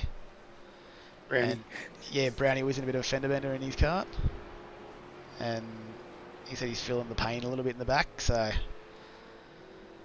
No, says he can't race in vets yet, but if you got lower back pain, mate, it might be time to join the series. took You're his new- almost there if that's the case. took his new girlfriend to her first karting event, so he's just up for the sympathy, I think. Oh, so you've really thrown him under the bus if he's watching. Sorry, Brownie, I had sympathy for you until that point, but now Johnny's just hung you out to dry. So He wouldn't expect anything less from me. as we're on board currently with Matty Mondays, Paul Warwick just made a good overtake on Matt. Now, Yeah, the go there was Glenn had pitted, obviously because he was short, and there was a bit of talk on the radio to let Paul past. I wasn't going to be able to hold him up anyway, and try and get after Hoff. So see what happens. I will say that until Paul came on the relative, I was actually cruising. But as soon as I saw Paul pop up on the relative, it was, oh shit, we've got to go hard. well, as look, we're just going across 2 laps to go, and Hoffy's out in front currently with a gap of about 5 seconds to Paul, who is absolutely charging hard. Based on lap times, I think Paul Warwick's last lap was a 1 minute 20.3, and then that was almost a second faster than Hoffy. So one of those times where you sort of look back and go, you know what, I think I need to push, as you just mentioned, Hoffy, but now don't push too hard to cause yourself to have an incident. That's right. It was a pretty good battle between P3 and P4 at this stage too. Which, So we'll jump back with Matty Monday and James to be Borman, honest, as you've just had a major slide coming into the back Yep. straight, which I've just seemed to have caught again. Johnny, do you want to take over this, because I seem to pick up all these incidents at the moment? No, you're doing well. You're starting to show good form as a commentator. I'm liking this. As we watch Matty Monday and James Borman, with James Borman on the outside coming down into this last chicane complex. No one's wanting to give it up here. Oh, Borman's just had a right front lock, which has now allowed Matty Monday to drive away. Glenn's reached out and said that Paul owes you a carton, Matty, for letting you go. No, sorry, for letting him go. yeah, I was never going to hold him up. So, but you're probably right. He probably does. I owe me at least one, Glenn. Thank you. As we've just come across the white flag lap with Andrew Hoffman still in the lead from Paul Warwick. That gap has now come down to 3.6 seconds from over 5 seconds last lap. So what was going through your mind there, Hoffy? Keep it straight, or keep it on the track. Don't do anything silly, and I hope he doesn't get to me. Well, definitely with Paul charging hard, as we'll get back on board his car at this point. He's not that far behind you, coming onto the back straight. So from this point on, it would taken a bit of an incident from Mr. Hoffman here to run off the track or cause a slowdown, but Paul is on the man on a mission. Pretty much on when I hit the straight, I knew I had him, but that was the only time I knew I had him. Just as we've watched Paul have a major front left lock-up coming into the last chicane, as Andrew Hoffman rounds the last corner, headlights flashing all the way across the start-finish line to take the win in round 6 here at Red Atlanta, which takes me back to now Paul Warwick, who has had a phenomenal drive back in P2. Then we got Matty Monday rounding out P3 with James Boardman P4 and Richie Barella having a fantastic drive up into P5. So it looks like the WKMP boys have known something that we don't this week and had a great run. Yeah, the boys have worked hard. I think the trick might have been the boss being away, but might have to go away more often if they're going to pull results like this off. I think so, but I'm still going to have to chat to you about that number 51 car. I think we need to go and do a little bit more scrutinising of it, as Andrew Hoffman there tries to do a burnout. Keyword. I'm doing one. It's pretty hard with those Kumho Tyres being so grippy. We might have to give him some lessons there, Johnny. Might have to. Alright, gents, so congratulations, Mr. Hoffman, on your first win. I think, is it in Split 2 of V8 Vets? It is my first win ever in a V8 Supercar. Oh, very nice. We might go through the results and then we'll come and have a chat.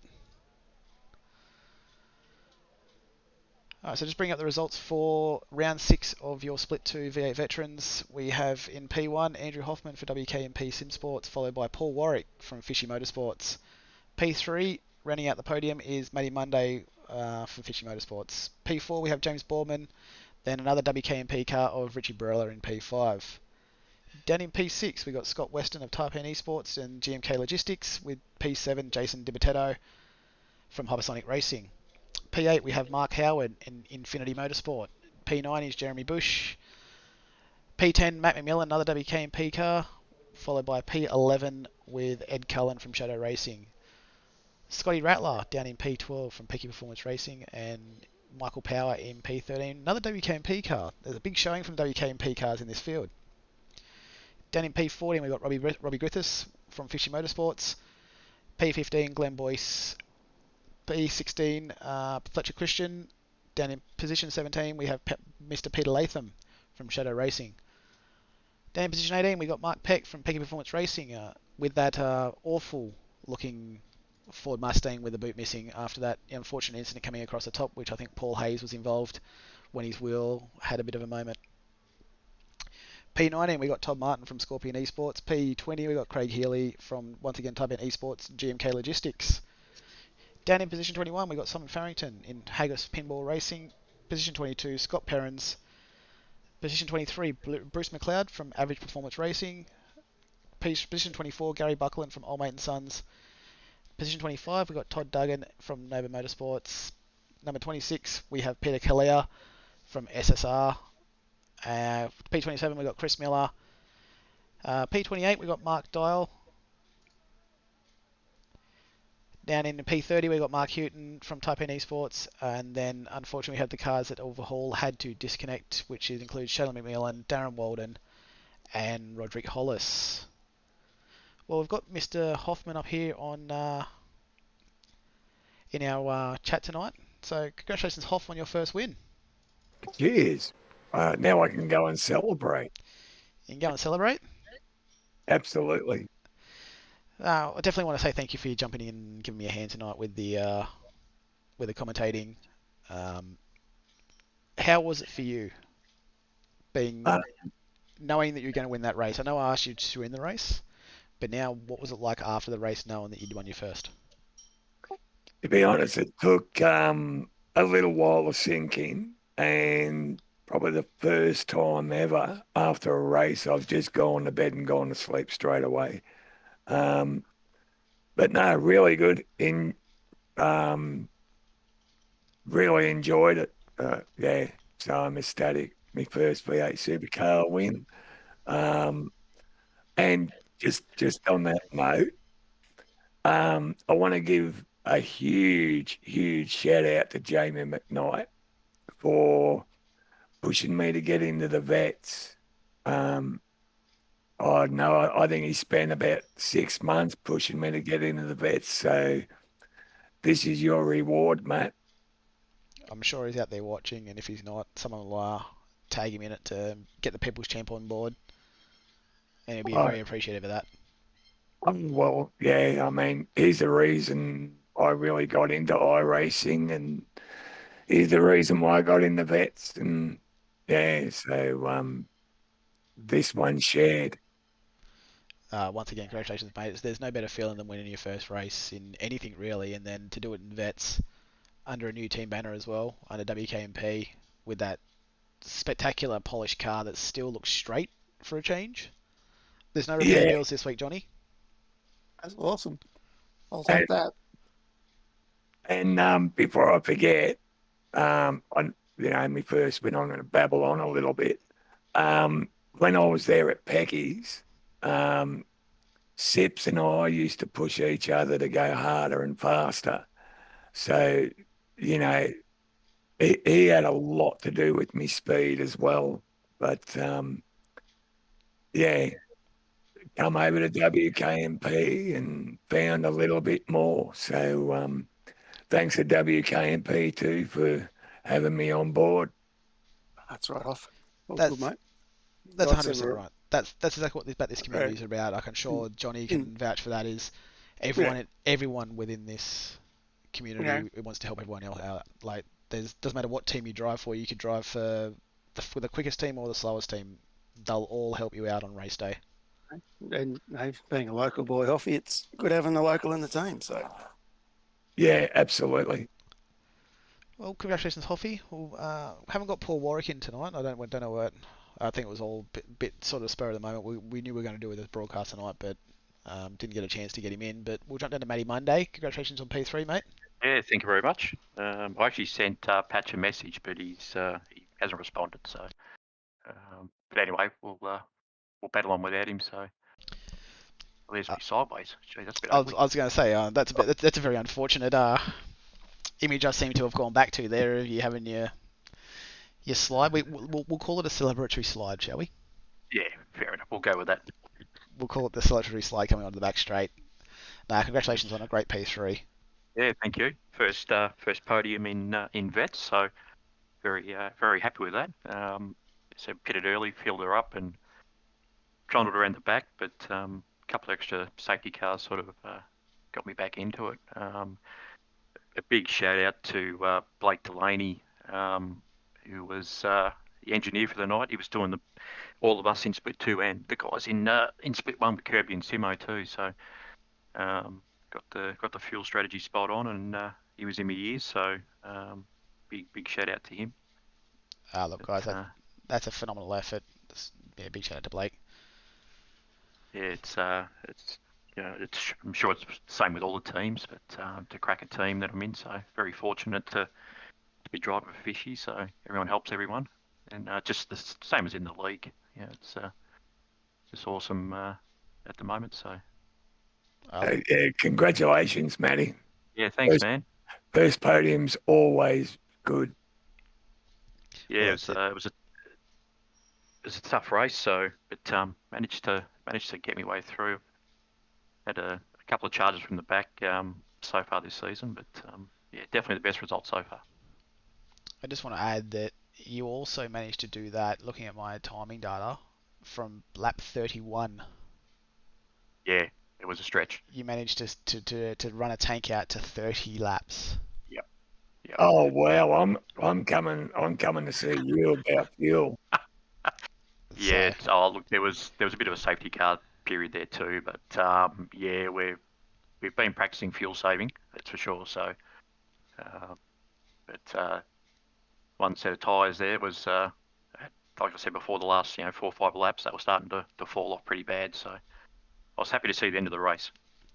I could imagine with those other guys on 5-lap old tyres or 5-lap newer tyres than you were on, And some questionable brands. and some questionable brands, which I'm going to get to the bottom of, guys. Don't worry about that. I am going to go and scrutiny this. I'm going to put this Andrew Hoffman's Commodore in Parc Fermé, just to go and have a look at it while it's come off the track before they can do any adjustments to it. Roger. We'll get into it and have a look. So, Yeah. I guess I'll throw back to you, Hoffy. Do you want to say thank you to any sponsors for the evening? Yeah, thanks to Kumho Tyres, Quantum Tint Solutions, WKMP, Fletcher Junior, Flower Cast Bay Retreat, Steel Line for coming on board, yourself for the broadcast, Matty for jumping in, Jamie for being there, and my partner Mandy, who I never forget to mention when something good happens. Look out tonight, hon. No, congratulations, mate. You deserved every bit of that. You crunched those numbers, worked hard, and just pulled the strategy off absolutely perfectly, with a very, very hard charging Paul Warwick behind you. So well done, mate. Yeah, cheers. Matty, any sponsors you want to thank? Yeah, and obviously this will be the same for Patch. So obviously everyone at Vets, People's Champion for a cracker setup again. Kumho Tyres, Logitech G, Quantum Tint Solutions, Parramatta Isuzu Ute. Thank you very much. From a team point of view, obviously everyone at Fishy, and again Blake for getting us through. West End Motor Group, Infinity Designs. If you need liveries done, hit up Mike. DC Shades, Precision Sim Training, Relax Marine and Game Fishing, Adrenaline Images, and Battery Warehouse, Ali Beach. They look after us every week, week in, week out. So. No, congratulations, mate. Both of you guys have deserved the penalty. Sorry, not the penalty, the podium this week, and being your first ones. Go and enjoy it until we come back to Indy Road. That's it. Which should be a very interesting track. I've had a bit of a drive of the setup there, and I am struggling there. I can put a time down, but just trying to get the cars to stop after that long straight, it's going to be interesting. So I don't know how it's going to be with 30 or 40 cars driving down there, but we'll get there this week. Actually, got to go and buy the track. I haven't even got it, so best jump on that. All I can say is a bit of word of advice is if you see a white solid line, don't cross it because that's the wrong way. Oh yeah, you're gonna love it. It is so much fun. It's about as much fun as putting a bullet in your head. Mm. Yeah, look, it's not everyone's track, but I quite enjoyed the layout, and I've just had someone reach out, Hoffy, and say that you forgot your major sponsor of WKMP. Oh, I did mention them. On the side of your car? Yeah. I mentioned WKMP. No. What is all written all over the front of your car? Sorry. Oh, super cheap. Yes. You've forgot to mention Super Cheap Auto, so I'll do that on behalf of Johnny, because otherwise he might hurt you. Oh, Super Cheap Auto for the WKMP boys. No, Right. you've lost your good tyres for next week then. That's it. They're gone. He's taken them off your car now. okay. Yeah. Oh, back to the Dunlops. All right, guys. Well, thank you for both of you jumping on board, and congratulations No both on problem. the wind. I'm going to go and round this up now so that Johnny can get into the Split 3 Drivers Lounge, and I look forward to seeing you at Indy Road this week for another awesome race.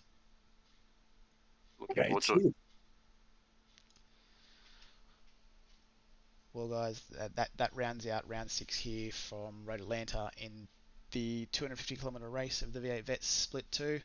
I hope you enjoyed the coverage tonight. Thank you for everyone that got into the chat and helped me out. Next week we should be back into our regular schedule on Thursday night, with Split 1 being broadcast and then Split 2 for Friday night. I will hand it over to Johnny Van Ree now in Split 3. Be sure to like and subscribe to both the YouTube and Facebook of the V8 Veterans so we can keep this action coming to you live every week. Thank you all and have a good evening.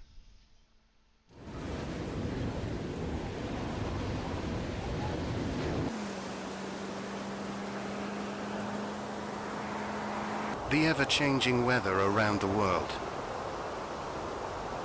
Ever-diverse terrain and roads across the world. With Kumho Tyre that has conquered all. There is no road you cannot go. Go with Kumho. Kumho Tyre.